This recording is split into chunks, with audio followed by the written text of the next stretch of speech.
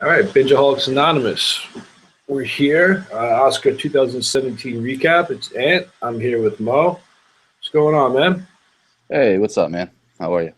Good, good. So we're gonna make this one kind of quick because it's almost 1 in the morning. Um, not trying to go too in depth on the Oscars. Just kind of go through our picks, go over everything. I didn't get a chance to watch it, but Mo was able to, so he'll kind of fill us in, and I guess I'll have some genuine reactions to some of the things that happened. Um, Before we get started, though, I have a little ad. So today, this podcast is sponsored by Candlelight Inn. Now, I know this is not relatable to very many people, but Wait, what was it? Candlelight Inn. So it's a restaurant. Uh, Uh, it's a Westchester staple. If you lived in Westchester, you've definitely been there. It has the best wings on the planet, if you ask me. I went there today for the first time in a while. Um, just a shout out to it's like whenever I'm away from home for a certain amount of time, and then I come back. First thing I do is I go to Candlelight and I get some delicious fucking wings. Um, just fresh in mind. That's why I wanted to just give them a shout out. Not that they need it; they clean up over there, but pretty sure they're up to some shady stuff. They're running something out of that restaurant because you go there, they give you your receipt. Never has any prices on it on anything. They just give you like the total amount, and it changes like every time. So if you go there with like three people, you can spend anywhere from like 45 to $60. It just like changes, just varies depending on how they feel that day, how they want to charge you.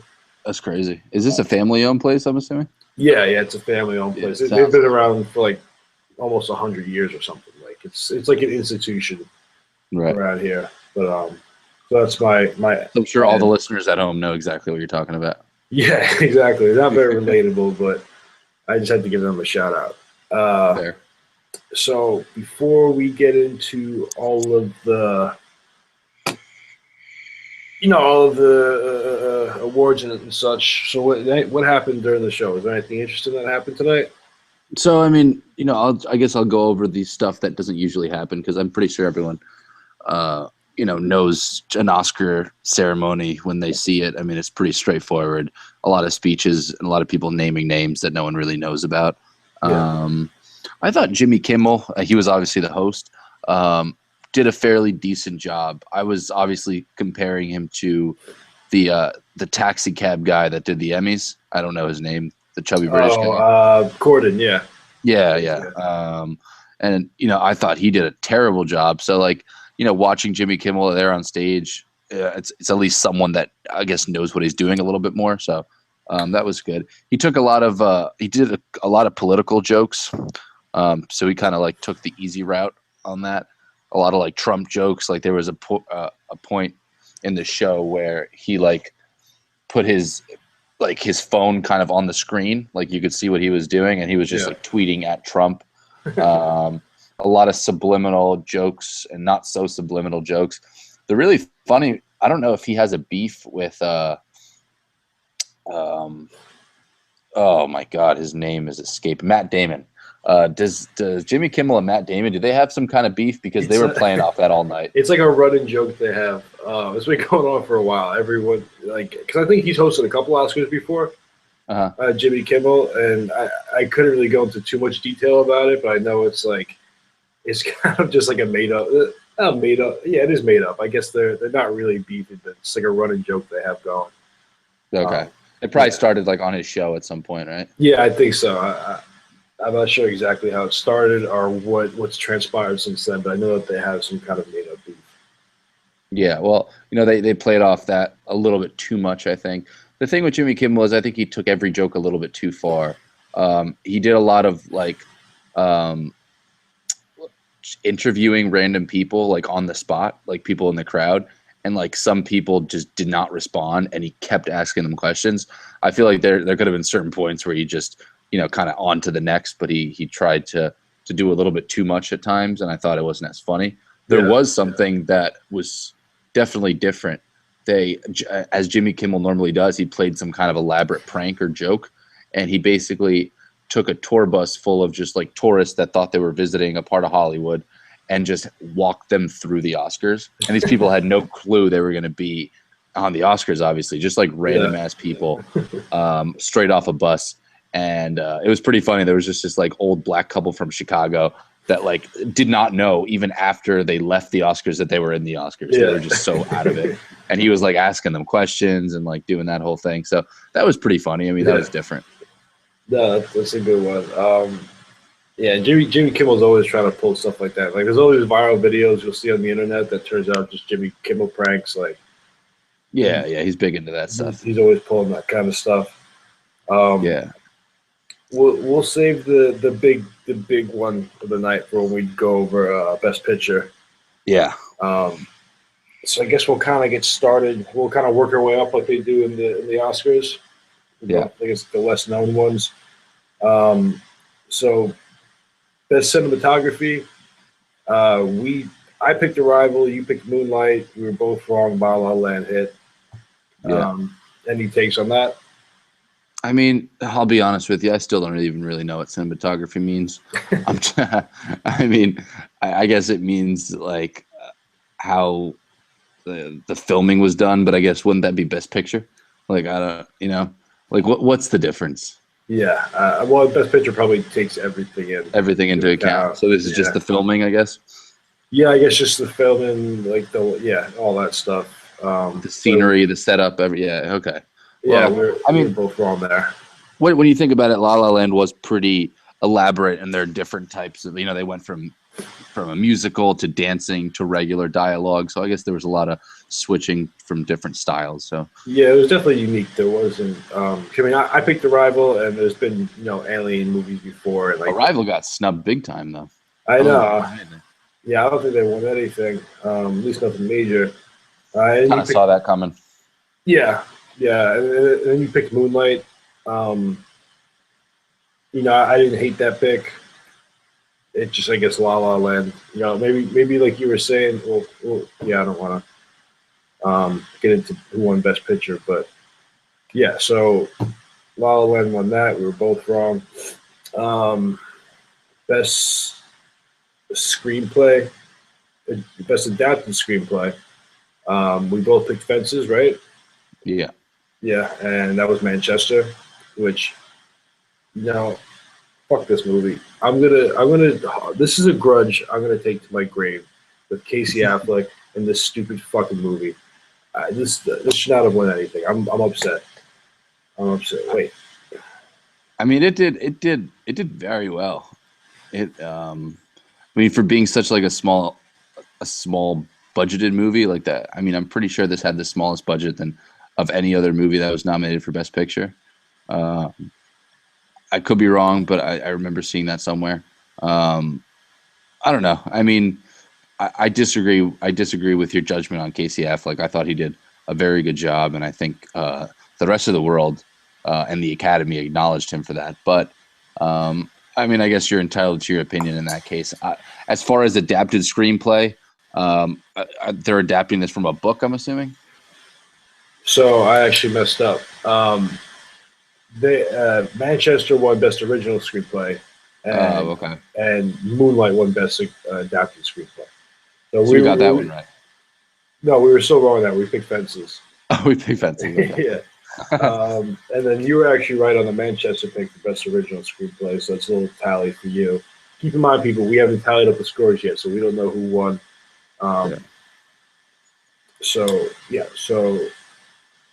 Yeah, Moonlight won Best Adapted Screenplay, which, it's I'm fine with that. Again, it was a really good movie.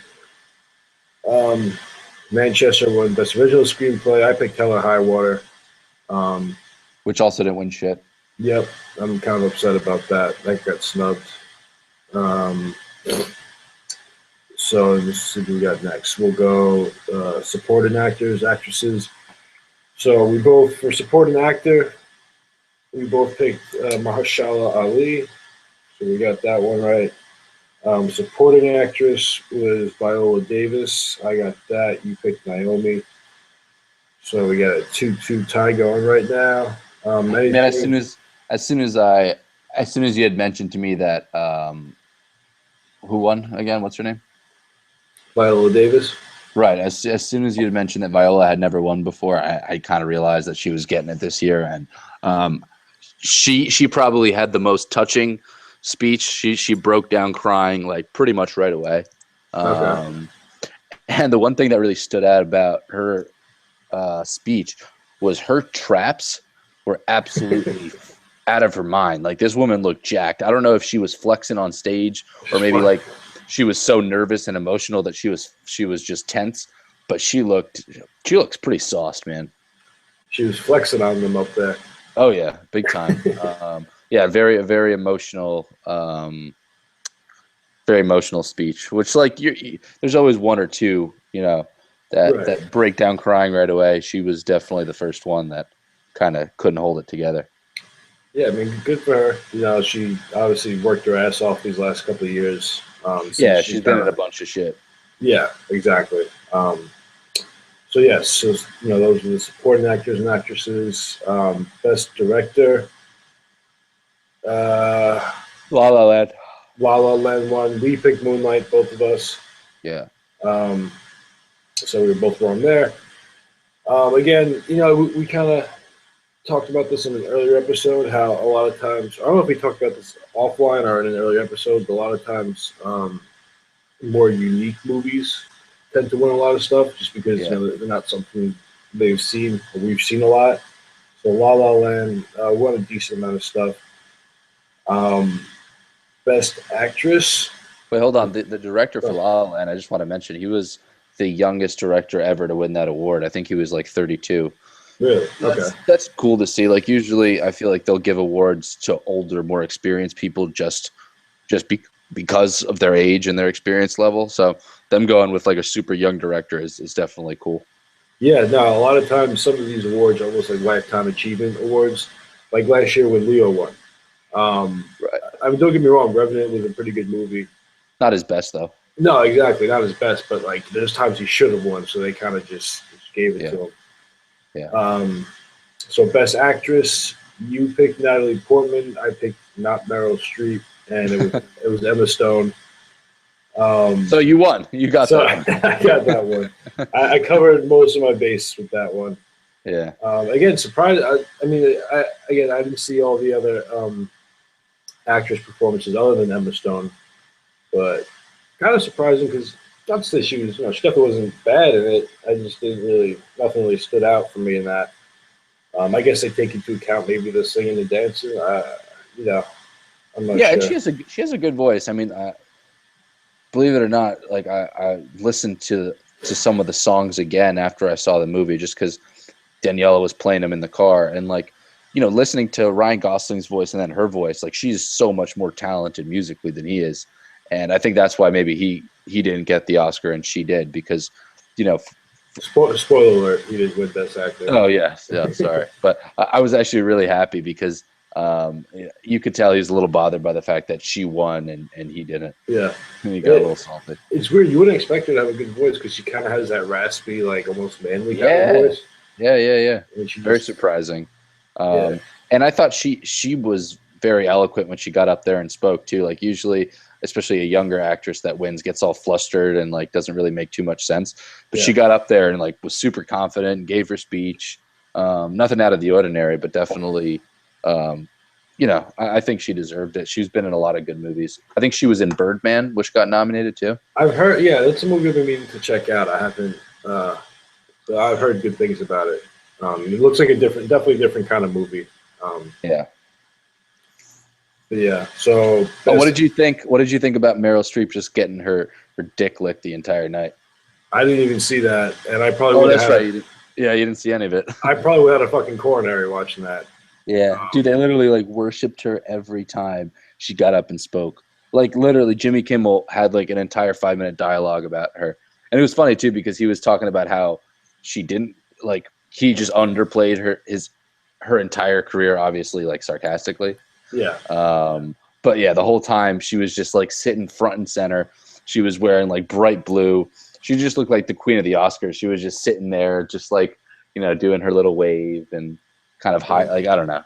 I fucking hate her. I don't know why. I just hate her. I mean, I'm looking at her track record right now. She has 3 wins and 4, 8, 12, 20. 6, yeah, 20, yeah, 20 nominations. And I've seen, let's see, how many movies have I seen? I've seen The Deer Hunter. I didn't know she was in that movie. She's a supporting actress in that. Devil Wears Prada. Was that actually like an Oscar caliber movie, The Devil Wears Prada? I never seen it, but yeah, I guess her role. I've literally never seen any of these movies. How about Sophie's Choice? Never seen it. That one apparently was very good. I think I've seen it. I don't really remember it though. Yeah.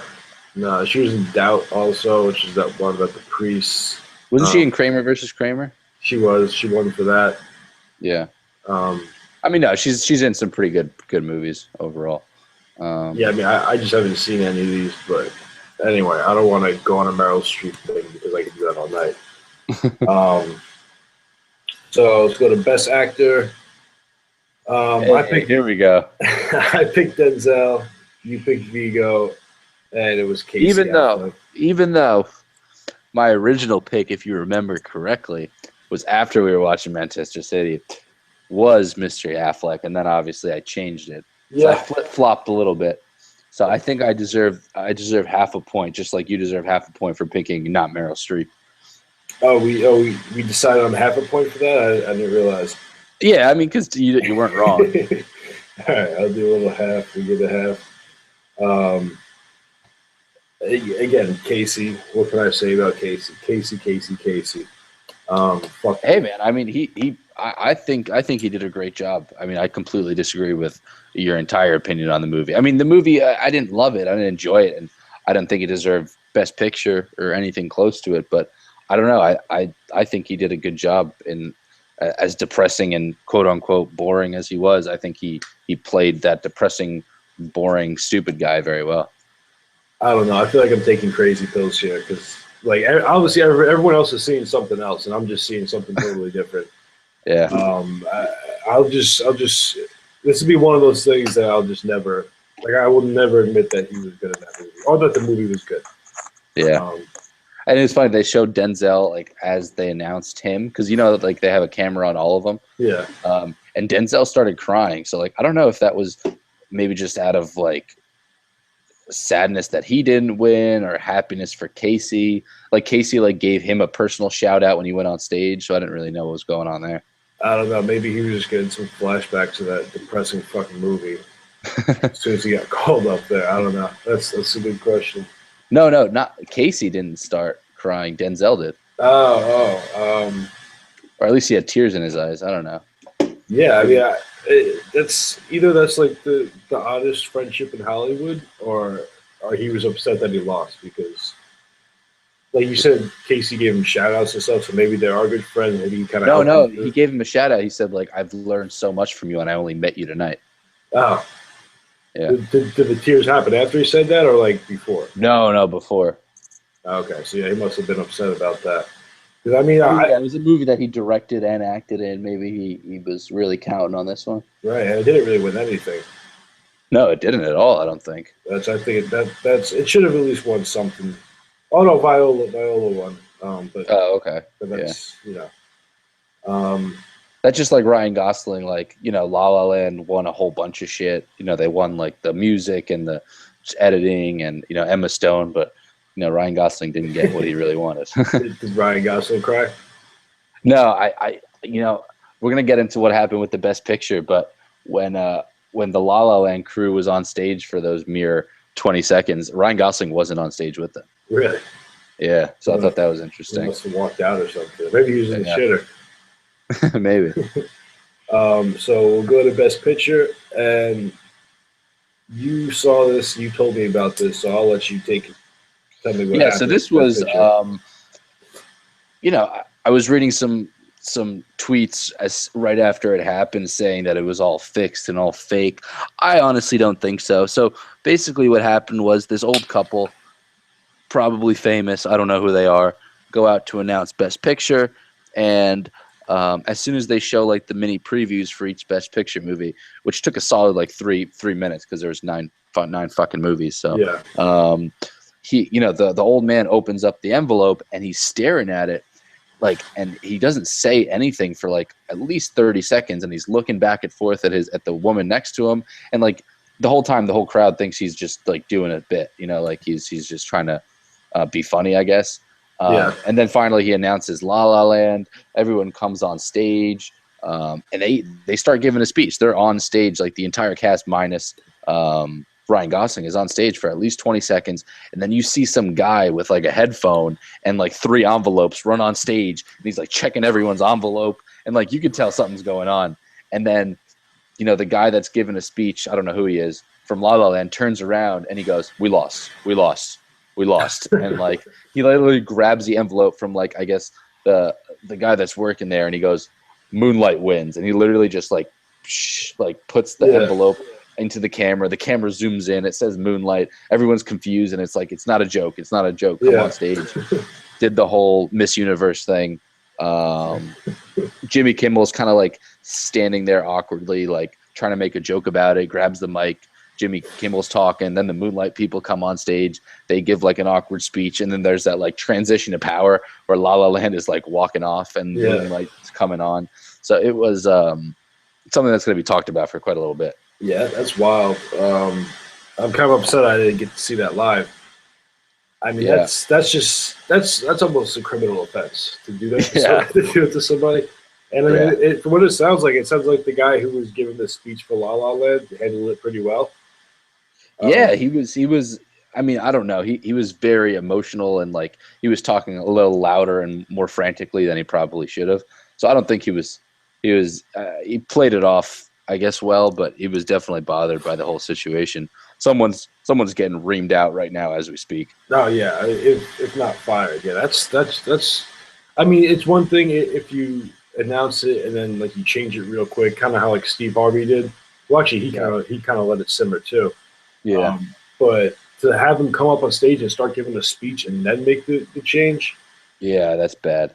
I mean, I guess you have to get it right. But yeah, that's tough. I mean, at that point, it's almost like, all right, just let them take it. Yeah, for sure. I mean, it was, and then the guy the old man who actually announced it, he like grabbed the mic kind of in that transition and was like, I just wanted to clarify, the reason I was taking so long is because, on my card, it said La La Land and Emma Stone. So clearly they just gave him the Best Actress envelope, and he just went out with the same envelope. Yeah. Because it said Emma Stone on it. So like, that was, I guess, the mistake. So it wasn't that good, the poor old guy's fault. It was whoever handed him the envelope, I guess. Right. He was probably confused because he saw like Emma Stone on there, and he was like, I don't know. That sounds like a shit show. Yeah. I don't know, but like you said, Moonlight ended up winning. So the final score is 3.5. So we picked an odd number of categories because we were like, oh yeah, that way we won't tie, and I guess we kind of forgot that there was more than 2 picks for each of them, so we could, we could have been wrong on multiple ones. Well, I mean, we got the big one right. Yeah, we got the big one right. That's all that matters. And honestly, we weren't even sure what a screenplay was. We still don't know what cinematography is. So we have a lot to learn. We saw one of the 5. Well, I saw one of the 5 Best Actress movies. So I mean, to cap kind of everything out, this was a fun Oscar season in terms of just in terms of this podcast. Watching these movies, doing these podcasts, and it's good to kind of. I feel like every year I watch the Oscars and I'm upset by some of these wins and nominations just based off whether I like the person or not. I don't have any like say a lot of the times. 'Cause, most people, unless you make time, you don't really have time to go sit down and watch 9 movies, 10 movies. Right. Unless you're people like us who do it to ourselves. Exactly. We kind of force ourselves to do it. But no, I'm glad we did because I kind of like to know what's going on. Like if I'm going to be talking about something about TV or movies, I'd kind of like to have an idea of what I'm talking about because one of my biggest pet peeves is people that talk about stuff without even really understanding it. Kind of talking out of their ass. Right. So I don't know. Yeah, And now, and again, now me and you can both talk out of our ass, but it's a little smarter than it would have been if we didn't watch right. the It doesn't smell as bad. Right. Exactly. Yeah. Exactly. Yeah.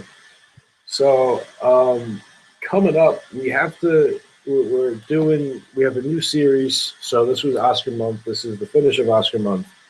Um, we are doing director's cut. I think is what we're calling it. Yeah. So like we said, we're going to be picking a director and just watching most of, if not all, their movies. And kind of, I guess we will be picking what our favorite one was from them. Is that how we're doing it? We haven't really. Yeah. Yeah. I think, it's safe to say that our director's cut, mini series will basically just be us answering the question, which movie is blank's best movie, depending who we pick, and then we'll be giving it our our ratings, being now that we are accredited critics, seeing that we correctly picked the best picture nominee, which I think kind of puts us on a pedestal, right there with the Academy. For sure. I mean, based off these picks we made this year, they'll have us at the Oscars next year.